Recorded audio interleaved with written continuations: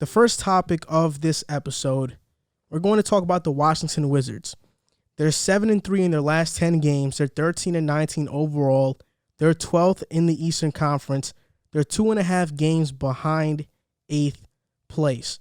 I mean, yes, they're on a winning streak. First of all, what do you think has been the reason behind why they are winning all of a sudden? Well, I mean, I think the key for them has been defense. You remember, obviously, the quote from Bradley Beal earlier in the season was, "We can't guard a parked car," which one is a hilarious quote, but two, it was true. They really couldn't defend a soul in the first half at least of the season.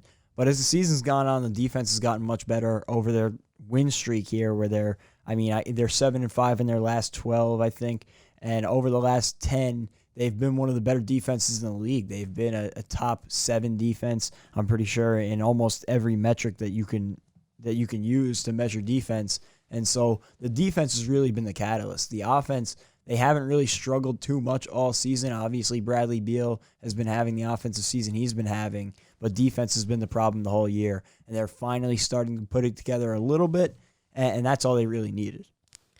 They've beaten the Celtics, the Rockets, the Nuggets, the Blazers, the Lakers, the Nuggets again, and the Timberwolves. So they have a lot of good teams that they have beaten on this list. And I agree with you. The defense has been one of the main proponents as to why they are better. They are allowing 115 points per game in the last 10. For the season, they're at 119. So that 4-point difference makes a lot for them because they are in a lot of close games. And of course, Bradley Beal, he's playing phenomenal, but I think Davis Bertans has been a main reason why they are winning. I know he's not the sole reason, of course, but early in the season, he was not able to find his shot at all. In the last 10, he's averaging 14 points per game, shooting 48% from the three, and for the year, he's shooting 37% from the three. In this stretch, he's shooting 48%, which just shows you if it just picked up to 37%, he was in the low 30s before. This stretch has really helped this season out a lot, and they have to count on guys like him to hit their open shots. They play at a very fast pace. They get a lot of guys open for open shots because Russell Westbrook is always going to facilitate. Bradley Beal is always going to sink in the defense, so guys have to hit their shots, and guys have been hitting their shots. I also think Alex Len has been a main guy too because although he doesn't get many minutes when he does play, he is a valuable rim protector for them. And that's what they needed virtually all season. Yeah, and you mentioned Davis Bertans. He's an elite three-point shooter, so he's probably going to stay closer to the 37% than – it's not a fluke that he's up to 37%. You know, it was a fluke that he started out at 30%. So It's good to have him starting to come around. And I think that down low, they've just gotten a lot better inside the paint. Rui Hachimura is finally starting to come back from that injury, get healthy, and make an impact on the court. He's played some great defense as of late. Robin Lopez is another guy who I thought has had a pretty solid impact. And, you know, Tomas Bryant had shown a lot of signs early on, but one thing you couldn't really count on him for was defense. He's really poor interior defensively. So even though that was a tough loss for them, now they've been able to fill that hole with Lopez, with Hachimura, with Alex Len, like you mentioned. So a bunch of guys are stepping up, and I think the main key is the interior defense that's really helping them turn it around. So in their last 10, Beal has averaged 33, 6, and 5, which is basically a season average. He has a plus-minus of plus 36. Bertans has a plus-minus of plus 10. And Westbrook, in the last 10, he's averaging a triple-double, 20, 11, and 10, shooting 43% from the field and 8% from three. 8% from three. And his plus-minus is minus 10. So even though they've been winning, Russell Westbrook still has a minus plus-minus, and he's a weird player. Because there are some moments where you say he legitimately helps you out, and there are some moments where you can say he kind of costs us the game. Yeah. That's kind of been what Russell Westbrook has been throughout his whole career. And any team that Russell Westbrook plays for, the fans have a love-hate relationship for him because he plays extremely hard, but he also plays extremely reckless. Yeah, and I think even with his numbers looking the way they are, and he's still, I would say, inconsistent, he has gotten better as the season has gone on. He really started off the season poorly, and he hasn't been great, but he's been good enough, and he hasn't played outside of himself as much, if that makes sense. Mm-hmm.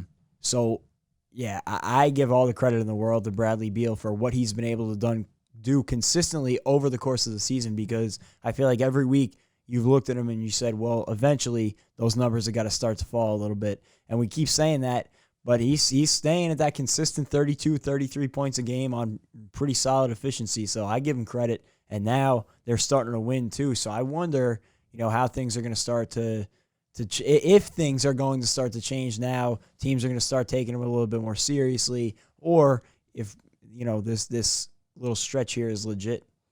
I will say this. I will go to my grave believing that Garrison Matthews is going to become a productive NBA player. When I see him play for the Wizards, I don't know, man. I'm enamored. Like, I think, wow, he has Duncan Robinson potential. Like, I look at him play and I'm like, okay, like if he's in a Duncan Robinson role, I think he'd be a household name in terms of a guy who is a consistent 3-point shooter. He's a guy that not a lot of people know about, but in a couple of years, people are going to know about Garrison Matthews. I'm not saying he's going to be some all-star, but he's going to be a really productive role player. So they are still 12th in the East. And when we talk about the playoffs, I mean, that's why you play. They're 2.5 games behind 8th place. I think 8th place are the Hornets right now. But I don't think they're going to make the playoffs. The Heat are rolling. They were out, and now they're in again. The Knicks, even though, they are the 4th seed right now, the Knicks are playing great. But what's most important is that they have an identity. They know who they are. I don't know if the Wizards know who they are. And then it's really between the Pacers and the Hornets. I think the Pacers have more talent than the Wizards. And the Hornets, I just think they're coached really well. They're on a roll right now. Yeah, I mean, I could definitely see them getting into the play-in game. I could easily see them making like the 10th seed. But when you get into like top 8, obviously the Sixers, the Nets, the Bucks are locks. I think the Heat are going to be this team rather than what they were at the beginning of the season. As they get healthy, they've shown that, the start to the season was more of a fluke than anything. The Celtics, even though they've been struggling, with their struggles, they're still at 500. I think they'll turn it around and be a playoff lock, obviously. And then from there, you get into the Knicks, who have looked awesome. And Tom Thibodeau, like you said, he's instilled that identity. And while they may struggle at points during the season, they're always, what you're going to get out of them. They're going to be a lockdown defensive team every night. And that's going to be a consistent thing. So the Hornets, the one thing I would say could work in the Wizards' favor is youth. Hopefully the Hornets go down the stretch and they fold a little bit under the pressure of a playoff race. Same thing with the Bulls. But even so, I don't see them making the top 8 unless they can really turn it around even more than they have.